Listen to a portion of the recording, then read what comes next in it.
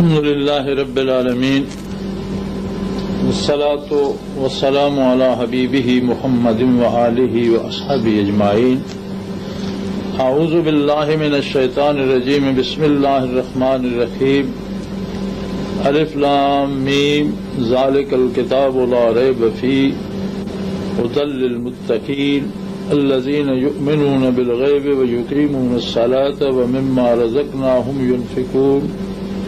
والذين يؤمنون بما أنزل إليك وما أنزل من قبلك وبالآخرة هم يوقنون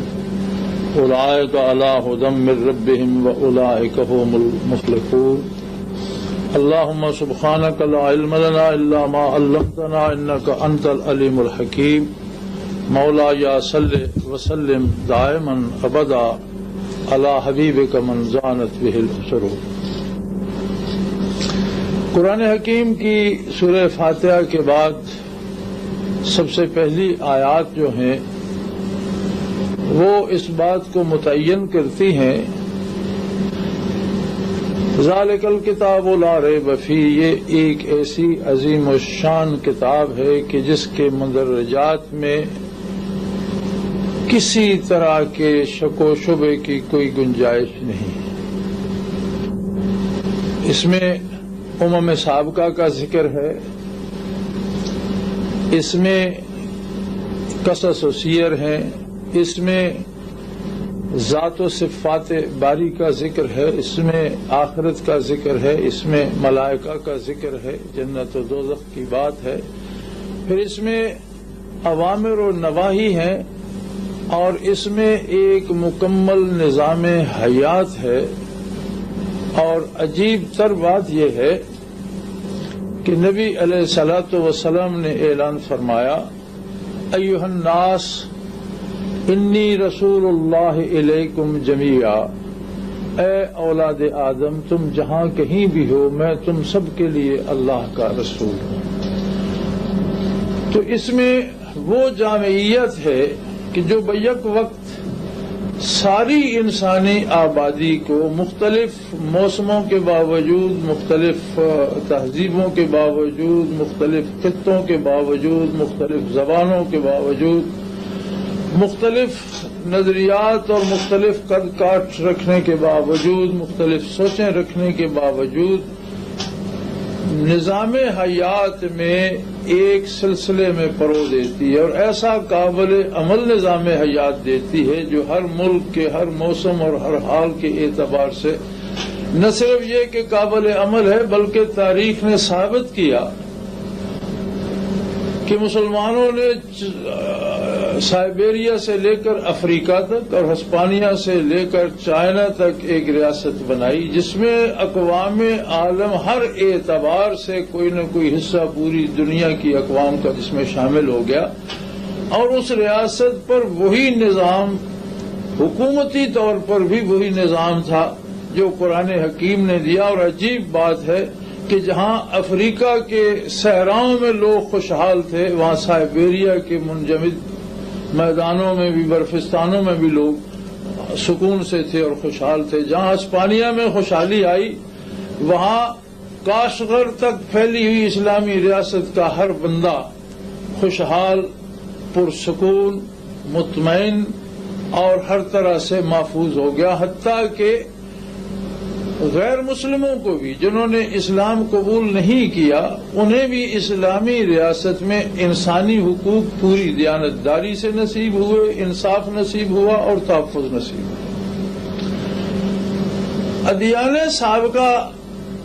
جتنے بھی نبی مبعوث ہوئے برحق تھے، جتنی کتابیں ان پر نازل ہوئیں برحق تھیں، جتنے احکام انہوں نے دیے برحق تھے، لیکن دین اسلام میں اور پہلے ادیان میں یہ بنیادی فرق تھا کہ ہر نبی ایک خاص قوم کے لیے مبعوث ہوتا، ایک خاص علاقے کے لیے مبعوث فرمایا جاتا اور ایک خاص مدت کے لیے مبعوث فرمایا جاتا. بیک وقت دنیا پہ مختلف علاقوں میں مختلف انبیاء ہوتے تھے اور ہر علاقے یا ہر قوم کے لیے اپنے نبی کی پیروی ضروری ہوتی تھی، جس میں جو خبر ہے یعنی اللہ کی ذات کے بارے، اللہ کی صفات کے بارے، آخرت کے بارے، فرشتوں کے بارے جو چیزیں خبر سے تعلق رکھتی ہیں وہ تمام ادیان میں ایک ہیں، آدم علیہ نبینا علیہ الصلوۃ والسلام سے لے کر حضور آقا نامدار حضرت محمد الرسول اللہ صلی اللہ علیہ وآلہ وسلم تک ہر نبی نے انہی حقائق کی نشاندہی فرمائی۔ خواہ انبیاء کی بعثت میں صدیوں کا فاصلہ رہا، اگر کوئی 500 سال بعد بھی نبی مبعوث ہوا تو وہی حقائق اس نے ارشاد فرمائے جو پہلے نبی نے فرمائے تھے، لیکن احکام، نظام حیات، خرید و فروخت کی چیزیں، جزا و سزا کے معاملات، یہ حالات اور قوم کے مزاج کے مطابق مختلف اقوام میں عبادات کے اوقات، عبادات کے طریقے تک قوموں کی صلاحیت اور ان کے اوقات کے مطابق ارشاد فرمائے گئے۔ لہذا ہر دین نے جو کام بھی کیا اس نے ایک خاص قوم کے لیے یا ایک خاص علاقے کے لیے اور ایک خاص وقت کے لیے کیا، جبکہ جب دین اسلام آیا اور نبی علیہ الصلوۃ والسلام مبعوث ہوئے تو آپ نے فرمایا ایھا الناس، اے اولاد آدم، تم جہاں کہیں بھی ہو، انی رسول اللہ الیکم جمیعا۔ یہ بہت بڑا فرق تھا اور یہ انبیاء کی تاریخ میں پہلی بار ہوا اور آخری بار، اس لیے کہ یہ اعلان حضور علیہ الصلوۃ والسلام کا وقتی نہیں بلکہ یہ قیامت تک کے لیے اعلان تھا کہ ہمیشہ ہمیشہ کے لیے ساری انسانیت کے لیے نبی محمد الرسول اللہ نے فرمایا ما کان محمد ابا احد من رجالکم ولکن رسول اللہ وخاتم النبیین۔ حضور علیہ السلام نے فرمایا انا خاتم النبیین لا نبی بعدی، میں آخری نبی ہوں اور میرے بعد کوئی نبی نہیں ہوگا، بلکہ حدیث شریف میں موجود ہے، حضور نے وضاحت فرمائی کہ نبوت کی عمارت مکمل ہوتی گئی حتیٰ کہ اس میں ایک اینٹ کی جگہ رہ گئی، میں وہ آخری اینٹ ہوں جو اللہ نے اس میں لگا دی۔ نبوت کے خاتمے سے یہ مراد نہیں کہ اللہ کی مخلوق ہدایت سے محروم ہو گئی، بلکہ محمد الرسول اللہ صلی اللہ علیہ وسلم کی بعثت نے مزید کسی نئی نبوت کی حاجت سے مخلوق کو بے نیاز کر دیا۔ اللہ نبی بھیجنے پہ قادر ہے، قدرت الہی جو ہے وہ مجبور نہیں ہوئی، بلکہ ایسا نبی مبعوث فرمایا اللہ نے جس نے مبعوث ہو کر قیامت تک کے لیے پوری انسانیت کو کسی نئے نبی کی انتظار سے نکال لیا، اسے ضرورت انسانیت کو کسی نئے نظام، کسی نئے نبی کی ضرورت نہیں ہے۔ اور یہ اس طرح سے ہوا، بالکل ایسے لگتا ہے جیسے آدم علیہ نبینا علیہ السلام کی شریعت میں امور دنیا بھی عبادت تھے، مثلا کھیتی باڑی کرنے کا طریقہ، کھانے پکانے کا طریقہ، یہ بھی دین کی طرح سکھایا گیا کہ انسان زمین پہ نووارد تھا،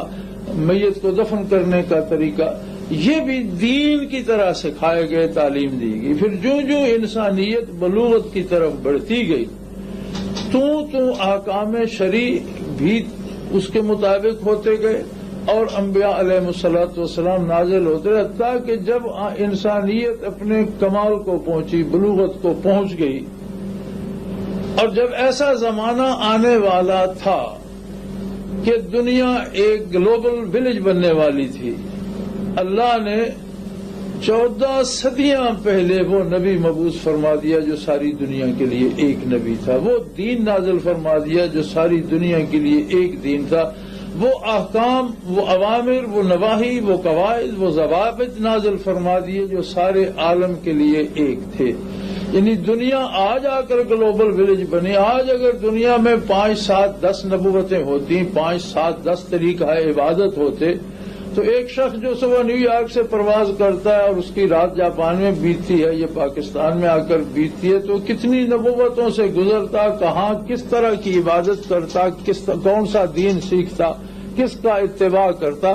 آج کے دور کے لیے متعدد ادیان کی پیروی ممکن ہی نہ تھی۔ لہذا اللہ کریم نے انسانی شعور جب بالغ ہوا تو وہ نبی مبعوث فرمایا جس نے کسی نئے نبی کی بعثت کی ضرورت باقی نہیں چھوڑی۔ یہی مفہوم ہے ختم نبوت کا کہ نبوت حضور علیہ الصلوۃ والسلام پر تمام ہو گئی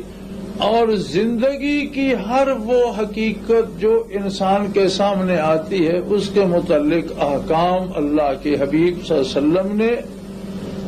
شائع فرما دیے، اعلان فرما دیا، تعلیم فرما دیے، قرآن حکیم میں نازل ہوئے،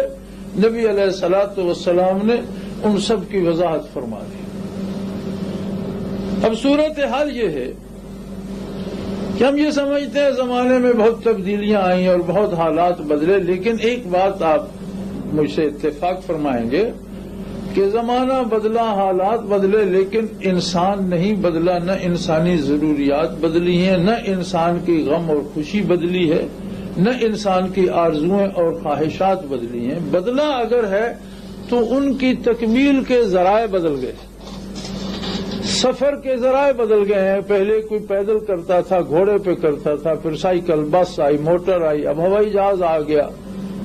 اس سے بھی کوئی تیز چیز آ سکتی ہے، لیکن سفر کا مقصد نہیں بدلا، سفر کی ضرورت نہیں بدلی، اس میں انسان کی کیا خوشی یا کیا دکھ ہے وہ نہیں بدلا۔ کھانے پینے کی چیزیں بدل گئیں لیکن بھوک نہیں بدلی، پیٹ کا بھر جانا نہیں بدلا۔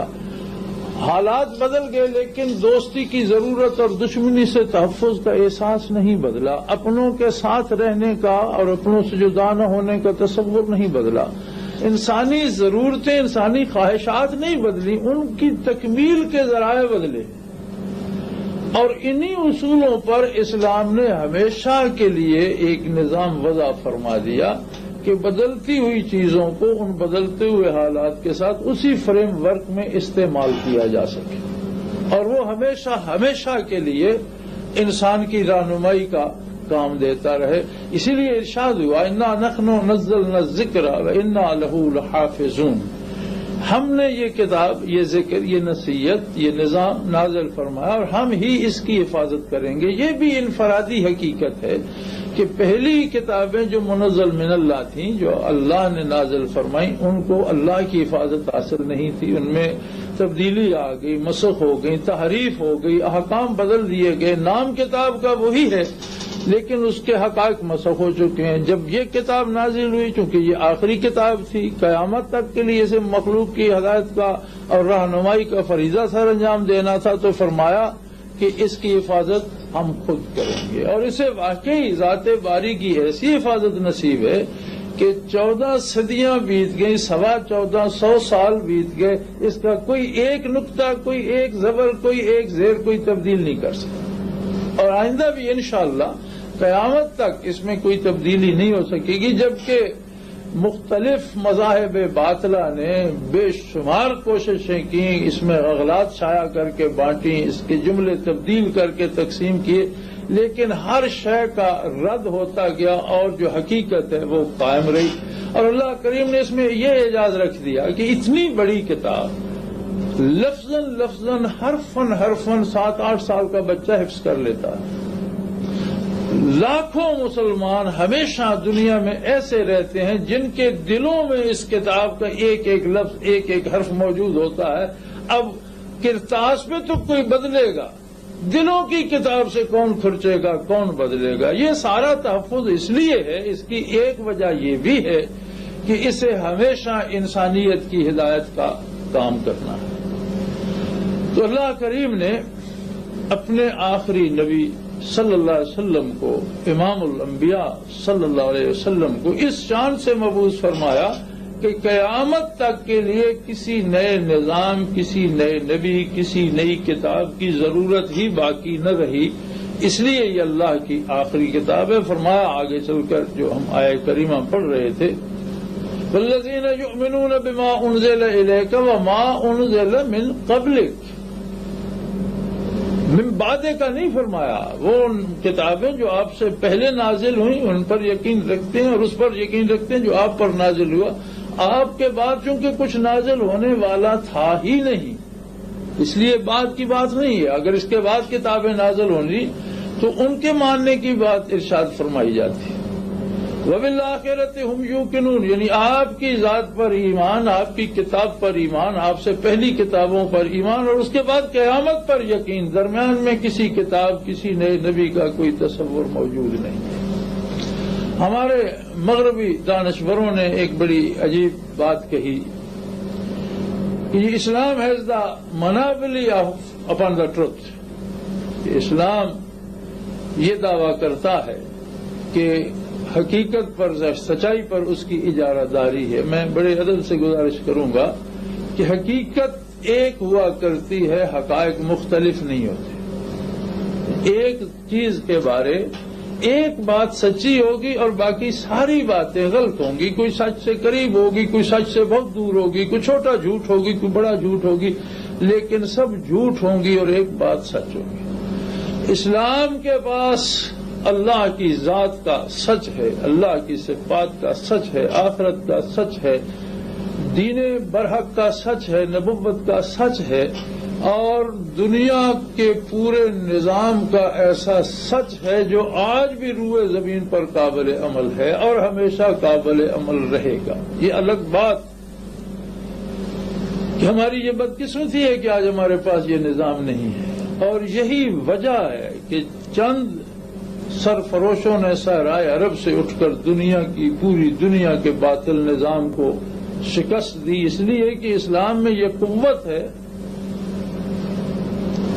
لِيُظْهِرَهُ عَلَى الدِّينِ كُلِّهِ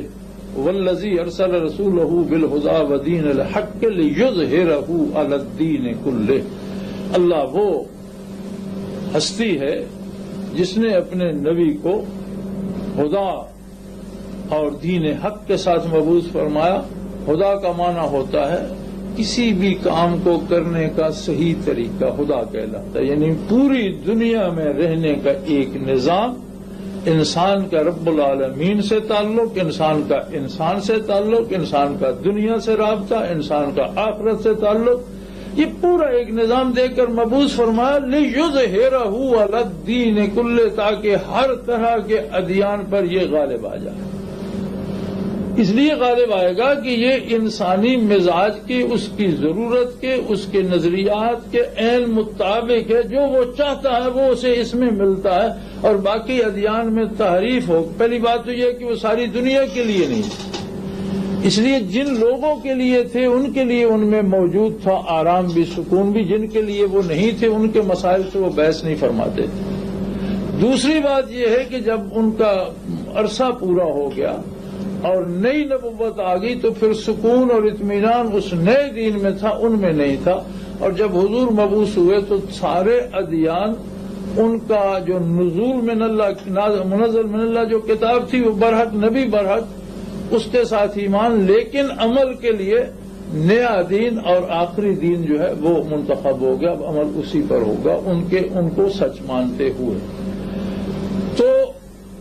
منابلی آف دا ٹروتھ نہیں ہے، بلکہ ٹروتھ تو ہوتا ہی ایک ہے، اور وہ بحمداللہ اسلام کے پاس ہے. اس میں منابلی کی بات نہیں، بات حقیقت کی ہے کہ حقیقت ایک ہوتی ہے، اور وہ بحمداللہ اللہ کی کتاب میں ہے، نبی علیہ الصلوۃ والسلام کی ذات اور آپ کی سنت میں ہے، اور آپ کے لائے ہوئے دین میں ہے. اور عجیب بات یہ ہے کہ جب اسلام نازل ہو رہا تھا تو اہل مغرب کہاں تھے؟ یورپین اقوام کو تو دا کیو مین کہا جاتا ہے. انہیں تو مکان بنانا نہیں آتا تھا، یہ غاروں میں رہتے تھے. اور مغرب میں چلے جائیں تو اس کو دا وائلڈ ویسٹ کہا جاتا تھا، جس میں امریکہ بھی آتا ہے. سارا جو فار ویسٹ تھا اسے تو وائلڈ ویسٹ کہا جاتا تھا. وحشی لوگ تھے، کوئی تہذیب، کوئی قانون، کوئی ضابطہ کہیں نہیں تھا. رومن امپائر کو پیش کیا جاتا ہے کہ جی انہوں نے سب سے پہلے ایک آئین اور دستور بنایا، لیکن ان کے آئین و دستور میں بھی 90% آبادی روما کی جو تھی وہ غلام تھی اور انسانی حقوق سے محروم تھی. 10% آبادی کو انسان مانا گیا تھا. یہ بنیاد تھی اس آئین و دستور کی جس پہ فرق کیا جاتا ہے، اور اسے پہلا آئین و دستور کہا جاتا ہے. تو اس عالم میں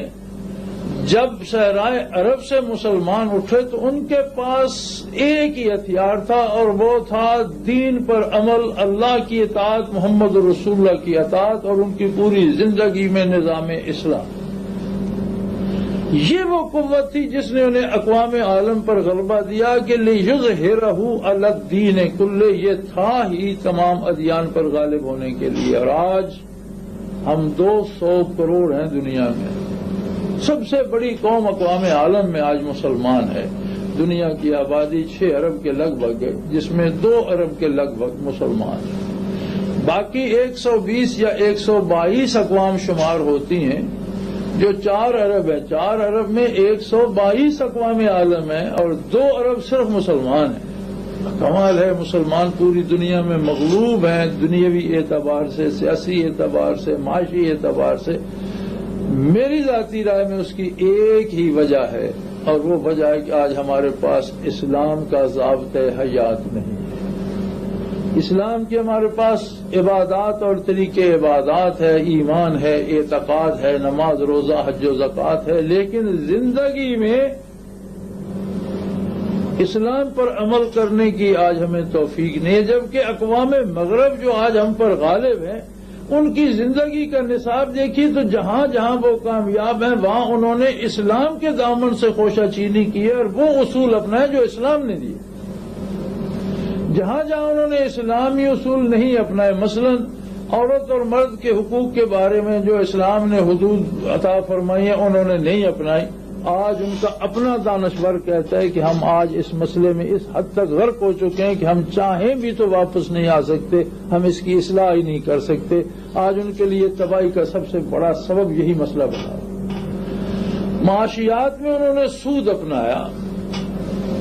سود کو نہیں روکا، جس کا نتیجہ یہ ہے کہ نیو یارک اور پیرس کی گلیوں میں بھی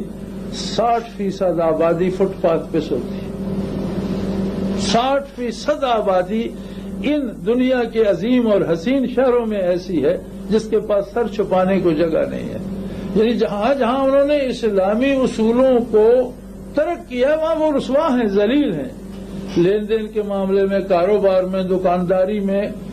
اپنے اجتماعی ملک کے ساتھ وفا میں، اپنے قانون پر کاربند رہنے میں، اپنے آئین و دستور کی عزت کرنے میں، ایسا انصاف کہ اگر امریکہ کا صدر بھی غلطی کرے تو اس کا مواخذہ بھی ہو سکے. یہ سب باتیں انہوں نے کہاں سے لی؟ یہ تو لوگ نبی علیہ السلام کا راستہ روک لیتے، ابو بکر صدیق کا دامن پکڑ لیتے، فاروق اعظم کا دامن پکڑ لیتے، اور یہ چیزیں تو اسلام نے دی. یہی وہ دولت تھی جو اسلام نے عطا کی، اور آج وہ اصول مغرب نے اپنا لیے، وہ دنیاوی کامیابی اس سے حاصل کر رہا ہے. چونکہ یہ اصول ہے کہ اگر اسلامی حکم پر کوئی کافر بھی عمل کرے گا تو جو دنیاوی فائدہ ہے وہ اسے بھی نصیب ہوگا، اور اخروی فائدے کے لیے ایمان شرط ہے. تو آج جن باتوں پہ مغرب ہم سے آگے ہے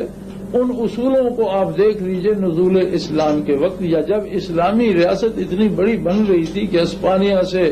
چائنا تک اور سائبیریا سے افریقہ تک ایک ریاست تھی، تو مغرب تو ٹکڑوں میں بٹا ہوا تھا، اور یورپ کے چھوٹے چھوٹے حکمران ایک دوسرے سے دستوں گریباں تھے، اور امریکہ میں تو کوئی حکومت نام کی شے ہی نہیں تھی. یا ریڈ انڈینز تھے یا وہ لوگ تھے جو باہر سے آباد کار کے، اور ان کی آپس میں ریڈ انڈین آپس میں بھی لڑتے، ان سے بھی لڑتے. سوائے کچھ تو خون کے اور سوائے تباہی اور بربادی کے وہاں کیا تھا؟ وسط ایشیا میں سوائے بربادی کے کیا تھا؟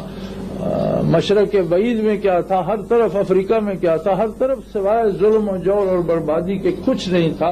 جب اسلام نے عدل و انصاف، امن و سکون کا ایک شاندار گلستان سجا دیا، اقوام عالم نے اسلام کے دامن سے تہذیب سیکھی، خوشہ چینی کی، آئین و دستور سیکھے، قوانین سیکھے، اور انہیں اپنا کر آج وہ میدان میں کھڑے ہیں، جبکہ ہم انہی کو چھوڑ کر ان کے سامنے ذلیل و رسوا ہو رہے ہیں. اگر آج عالم اسلام نظام اسلام کو اپنا لے، نظام اسلام کو نافذ کرے، اپنی معاشیات میں اسلام کو لے آئے، اپنی سیاسیات اسلام کے مطابق کر لے، اپنا نظام عدل اسلام کے مطابق کر لے، اپنے نظام تعلیم کو وہ خوبیاں دے جن کا اسلام مطالبہ کرتا ہے، اور اس رنگ میں ڈھالے جس رنگ میں قرآن نے، نبی علیہ السلام نے تعلیم فرمایا ہے، تو کوئی وجہ نہیں ہے کہ آج پھر دنیا کی قیادت مسلمانوں کے پاس نہ ہو، اور پھر ہمیشہ رہے. جب تک مسلمان نظام اسلام پہ کاربند رہے گا، جب تک اس کی زندگی میں آئین و دساتیر اسلام کے ہوں گے، تب تک یہ دنیا کی امامت کرے گا. لیکن اگر امام صاحب کوئی وضو نہ ہو، امام صاحب کوئی نماز یاد نہ ہو، امام صاحب کوئی خطبہ نہ آتا تو وہ کیسے امامت کریں گے، کیسے قیادت کریں گے؟ یہی حال مسلمان قوم کا ہے کہ جب اس کے اپنے پاس اسلام کا عدل نہ ہوگا، اسلامی معیشت نہ ہوگی، اسلامی سیاست نہ ہوگی، اسلام کا احیا نہ ہوگا، اسلام کا نظام نہیں ہوگا تو قیادت کیسے کر سکے گی؟ یہ تو پیچھے بھی چلنے سے قاصر ہو جائے گی۔ اس لیے کہ یہ اس طرح آزاد نہیں ہے جس طرح کافر ہے کہ جو چاہے کر لے، مسلمان خواہ کتنا گناہگار بھی ہو، ایک حد پہ جا کے وہ رک جاتا ہے، وہ سب کچھ نہیں کر سکتا۔ اس کے ذہن میں اللہ کا تصور، آخرت کا تصور، قیامت کا ڈر، قبر کا خطرہ، پاس پرس کا احساس موجود ہوتا ہے، لہذا وہ کافر کی طرح انجوائے نہیں کر سکتا۔ اور مسلمان کے لیے تو یہی ایک راستہ ہے، اور اہل مغرب کو بھی اس حقیقت کو مان لینا چاہیے، جسے وہ جانتے بھی ہیں اور بڑی اچھی طرح جانتے ہیں۔ بلکہ برطانیہ کا جو ویلفیئر سسٹم ہے وہ دیکھ لو، سارا قرآن کریم سے انہوں نے لیا ہے، اور جہاں جس نظام میں خوبی ہے، آپ سمجھتے ہیں کہ فرانس کے کسی نظام میں یا اسکینڈینیوینز کے کسی نظام میں یا امریکہ کے کسی نظام میں یا سوشلسٹوں کے پاس یا جاپانیوں کے پاس، دہریوں کے پاس کوئی ایسی بات ہے کہ جو بڑی خوبصورت ہے، بڑی اچھی ہے، اسے آپ واپس لے جائیں، اس کی تاریخ تلاش کریں۔ جب وہ چیز آپ کو اسلام کے دامن میں ملے گی، اس وقت ان قوموں کے پاس وہ چیز نہیں تھی۔ جب آپ اس زمانے کا مطالعہ فرمائیں گے تو آپ یہ دیکھیں گے کہ اسلام یہ نعمتیں تقسیم کر رہا تھا اور یہ لوگ ان سے کوسوں دور بیٹھے تھے۔ اس کا مطلب یہ ہے کہ اقوام عالم نے اگر معاشی طور پر، سیاسی طور پر کوئی کمال کیا ہے اور کوئی ترقی کی ہے یا کوئی مقام پایا ہے تو اس کے لیے اصولوں انہوں نے اسلام کے دامن سے خوشہ چینی کی ہے، اصولوں کے لیے اسلام ہی کی طرف رجوع کیا ہے، رخ کیا ہے۔ جبکہ ہماری بدقسمتی یہ ہے کہ ہم اپنی فلاح، اپنی بہتری کے لیے ان کے معاشرے میں ڈوب جانا چاہتے ہیں، حالانکہ ہمارے پاس ایک مکمل ضابطۂ حیات ہے جو زندگی کے ہر پیچ و خم میں رہنمائی فرماتا ہے اور قیامت تک رہنمائی فرماتا رہے گا۔ آج بھی بڑی سادہ سی بات ہے، اگر حکومتیں ممالک نہیں اپناتے تو کوئی بھی شخص اپنی انفرادی زندگی میں اسلام کے زرعی اصول اپنا کر دیکھ لے، اس کی اپنی زندگی مثالی بن جائے گی، اس کا اپنا معاملہ سدھر جائے گا، اسے خود سکون بھی نصیب ہو جائے گا، تحفظ بھی نصیب ہو جائے گا اور غیر اللہ کے اندیشوں سے آزاد ہو جائے گا۔ فرد اپنائے گا، آزاد ہو جائے گا، آبادی، بستی، شہر اپنائے گا، آزاد ہو جائے گا، ملک اور حکومت اپنائے گی تو وہ ملک دنیا کو لیڈ کرے گا، قیادت مہیا کرے گا۔ اور آج کی دنیا میں مغرب اور کافر خائف اس بات سے ہیں کہ روئے زمین پر اگر کوئی چھوٹی ریاست بھی ایسی بن گئی جس میں اسلامی اقدار کا احیاء ہو اور اسلامی نظام موجود ہو، انسان کو انسانی عزت و احترام میسر ہو، عدل و انصاف میسر ہو، تعلیم و تعلم کی سہولتیں ہوں، اس کی عزت نفس محفوظ ہو، اس کے انسانی حقوق بلا روک ٹوک اس تک پہنچتے ہوں، تو کافر دنیا کا یا مغرب کو خطرہ یہ ہے کہ ان کے اپنے لوگ اتنے اسلام قبول کریں گے کہ وہ ریاستیں بیٹھی بٹھائی اسلامی ریاستیں بن جائیں۔ اس حقیقت کا ادراک غیر مسلم ریاستوں، غیر مسلم دانشوروں، غیر مسلم حکمرانوں نے کر لیا، لیکن افسوس کہ ہم مسلمان اس حقیقت سے بے خبر رہے اور ہمارے دانشور، ہمارے لیڈران کرام، ہمارے قائدین محترم آج بھی مغرب کے پیچھے بھاگنے کی کوشش کر رہے ہیں اور اس کی اتباع میں نجات تلاش کر رہے ہیں، جبکہ مغرب احیاء اسلام سے خوفزدہ ہے اور اسے خطرہ ہے کہ اگر آپ اسلام نافذ کر دیں گے تو اس کے اپنے لوگ اتنے مسلمان ہوں گے کہ اس کی ریاستیں بیٹھی بٹھائی اسلامی ریاستیں بن جائیں گی۔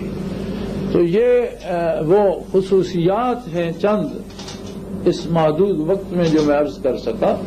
کہ اسلام ساری دنیا کے لیے ہے، ہمیشہ کے لیے ہے، اور اس کتاب نے اور اللہ کے آخری رسول صلی اللہ علیہ وسلم نے مبعوث ہو کر یہ کتاب دنیا کو عطا کر کے کسی نئی کتاب اور کسی نئے نبی کی ضرورت ہی ختم کر دی۔ لہذا آپ صلی اللہ علیہ وسلم ہمیشہ کے لیے آپ ہی کی نبوت ہے، 14 صدیاں ہو گئی، اور جتنا عرصہ دنیا رہے گی محمد الرسول اللہ صلی اللہ علیہ وسلم ہی کی نبوت رہے گی۔ اس قرآن حکیم نے ایسا جامع نظام دیا جو ہر وقت ساری دنیا میں، ہر حال میں، ہر موسم اور ہر صورتحال میں انسان کی رہنمائی کا بہترین اور سب سے اعلی نمونہ ہے، اور سب سے اچھی استعداد رکھتا ہے، انسانوں کی رہنمائی فرما سکتا ہے۔ لہذا ادیان سابقہ محدود اوقات، محدود قوموں اور محدود علاقوں کے لیے تھے، اپنا اپنے وقت پر بحسن و خوبی اپنا حق ادا کر کے رخصت ہوئے۔ یہ دین پوری دنیا کے لیے ہے، قیامت تک کے لیے ہے، ہر آنے والے کے لیے، جو چاہے جب چاہے توبہ کر لے اس میں داخل ہو جائے، کیونکہ اولاد آدم کے لیے ہر کوئی جہاں کہیں ہے، جتنا دور ہے، جتنا خطا کار ہے، جتنا کفر و شرک میں دھنسا ہوا ہے، جب کبھی توبہ کر لے یہ دین اور اللہ اسے قبول فرما لیتے ہیں، وہ مسلمان ہو سکتا ہے، اس پہ عمل کرے، اصلاح کر سکتا ہے۔ اور بالخصوص مسلمانوں سے یہ گزارش ہے بڑی دل سوزی کے ساتھ کہ ان حقائق کو اگر خود مسلمان ہی اختیار نہیں کریں گے تو ایک تو گناہ یہ ہوگا کہ ہمارا اسلامی نظام کو نہ اپنانا امت مسلمہ کی رسوائی کا سبب ہے، لہذا میدان حشر میں ہمارے پاس اس کا کوئی جواب نہیں ہوگا، کوئی جواز پیش نہیں کر سکے۔ دوسری بات یہ ہے کہ دنیا کا انسان اور اقوام عالم جو کفر میں بھٹک رہی ہیں، ہم ان کے سامنے اسلامی نظام کو اپنا کر نمونہ پیش کریں تو بے شمار لوگ ہدایت پا سکتے ہیں۔ اگر ہم نہیں کریں گے تو ان بے شمار لوگوں کا آخرت میں جہنم میں جانے کا سبب بن جائیں گے، جو شاید ہماری نمازوں اور ہماری عبادتوں پر بہت بھاری پڑے گا، اور جس کا جواب دینا بہت مشکل ہو جائے گا۔ اللہ کریم مسلمانان عالم کو یہ توفیق بخشے کہ وہ نبی علیہ الصلوۃ والسلام کی اتباع کا حق ادا کر دیں، اللہ کے دین کو اپنا اوڑھنا بچھونا بنا لیں، جینا مرنا اسی کے ساتھ ہو، اور اقوام عالم کے لیے وہ مثال پیش کریں امن کی، سکون کی، عدل کی، عزت و آبرو کی، کہ دنیا کے بھٹکے ہوئے لوگ جو سکون کی تلاش میں کبھی نشے پیتے ہیں، سکون کی تلاش میں کبھی ہپی بنتے ہیں، گھر چھوڑ دیتے ہیں، لباس اتار دیتے ہیں، جنگلوں میں چلے جاتے ہیں، انہیں یہ پتہ چلے کہ لباس پہن کر، مہذب رہ کر، آرام سے اچھا کھانا کھا کر، آرام سے سو اور جاگ کر، زندگی کے سارے معمولات کو ان کے اوقات پہ انجام دینے کے بعد بھی آدمی پرسکون رہ سکتا ہے، آدمی پرلطف زندگی گزار سکتا ہے۔ حتیٰ کہ اگر مختصراً عرض کرنا چاہیں تو اسلام ہے to enjoy the life and hereafter, ایسی زندگی کہ جو دنیا میں بھی خوبصورت ہو اور آخرت میں بھی اس کے نتائج خوبصورت ہوں، اس کا نام اسلام ہے۔ یہ مکمل ضابطۂ حیات ہے، اللہ کی آخری کتاب ہے، اللہ کا آخری نبی ہے۔